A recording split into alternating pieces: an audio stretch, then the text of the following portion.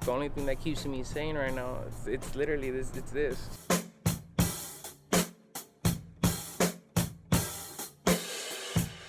First of all, I was caught up in the mix of a whole bunch of gang activity. You know, these guys over here, they used to beef it with some guys over here on this side. So if I would walk out, these guys over here will be, you know, rolling by and they'll be shooting people. So it was Death Sunday. You couldn't go out the house.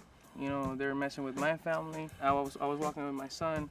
And I just had all kinds of bad ideas, and I was showing I said to myself, you know, I'm gonna do something nice for my kid. I'm gonna take him out fishing and just enjoy it, because I don't know if tomorrow's gonna be guaranteed for me. So I go there, we're fishing. I had no luck, and that's when I met up with Serg. He was fishing with his rods down. That's when I approached him. I told him, I'm like, hey, you know, what you doing, man? You know, are you supposed to have your rod in your hand? But I'm trying to educate him. I had no idea he was like pro fisherman, man. I started going every day. And it made me forget what I was thinking about. My initial idea was payback. Serg told me his past life. And I'm like, well, shit, you know, I don't want to end up that bad, you know, because if it didn't work out for that guy and he was doing it almost the same way you were going to do it, it's not going to work out for you. There he is. So he's pretty much been my mentor and my best fishing buddy. And besides that, he's family now. Come on, let's roll. We went to McDonald's after, you know, spending all night in the street doing what we do. And as we ordered us some breakfast, and the lady gave us like the wrong order. She gave us bags of food, man. We took off like we robbed the bank. We're like, go, food, go. Man, it was just so funny, man. Like, when this day, I still think about it. He passed away. He got murdered. I got here, and all you hear is screaming and yelling, and they do beating the shit out this lady, man. And she's all bloody, and I told her, hey, man, come on, man, leave that shit alone already. I ain't gonna stand there and let that shit go down, you know. I'm gonna intervene, regardless. This park has everything. I mean, the 10 Commandments, man, is broken here every day. Let's just say. I've been fishing since I was about 4 or 5 years old. You know, my pops always used to take me out every weekend. I mean, regardless of what we had to do, we always went fishing. There was probably not a weekend that was missed. You know, we grew up in a rough neighborhood, and I've been hooked on it since then. You know, always fishing. It kept me out of some trouble. I ain't been no saint. You know, I was no altar boy. You know, I got in trouble a couple of times, and I did a little bit of time, and I was involved in the streets. You know, the gangs and drug dealing and so on. But that life is beyond me now. I don't look at the past now. I just look forward in life. It started with me and Ed at first. We even made up a name yet. Then we ran into another friend of ours. You live in Watts, you live in Compton, I'm from Wilmington. So I just came up with the name California Ghetto Carping, and it stuck. You know, that's how our name came about. It just is where we grew up at.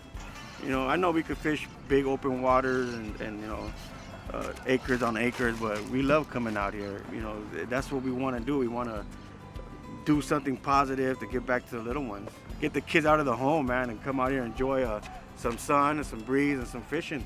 Even though that you're in a neighborhood like this, where it's ghetto, you know, it's just not a park where violence and drug use and homeless is at. You can actually enjoy a great day of fishing out here. I love it when some people say, there's no fish in here, man. And and this guy behind me, he catches a 50-pound carp, you know, and they're like, holy shit, I didn't think something like that was in here. It was freaking hot as hell, and we were bored out of our minds. The alarms went off. I didn't hear it. Serg was like, Ed, your rod's gonna come out of the pod. Go get it. Finally get to it. I hooked up. I kind of had that feeling that it was something big. You have all this adrenaline just pumping through you, and you lose sight of what you're doing. You just want to bring in the fish. As soon as I saw a swirl and Serg saw it right there, he's like, Ed, it's huge. That's when I lost it. Once the fish was inside the 42-inch net, and the tail was still overlapping outside, I said, yeah, it's big, all right. put it on the sling, and Serg said, I want you to see the weight of it. So he picks it up. As soon as he picks it up, I'm losing my mind. I couldn't even get my words all together. He's like, how much is it? I'm like, it's big. Is it 40? Is it 48? Is it 46? I'm like, no, it's bigger. It's 50, man. It's 50. He's like, yeah. So then I picked it up. He saw it to verify the weight as well. And then we just took videos, pictures, and everything. I had a whole little paparazzi around me, man. People, local people, kids. It was awesome. You get the homeless saying, hey, can you give it to me? I'm hungry. 50-pound carp. 50-pound carp. Add mine up, it's like hundreds of pounds. It's like I said, it's called fishing. It's not called catching.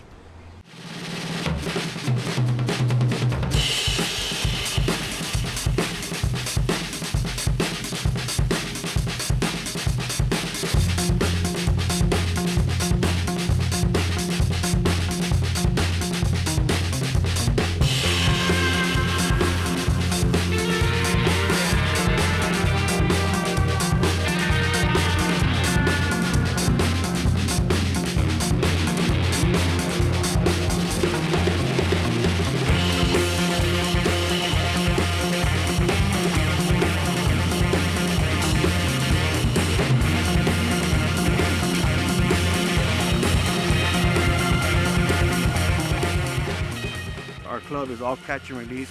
If you're not about that, don't join our club. And if you're about eating the fish, don't join our club.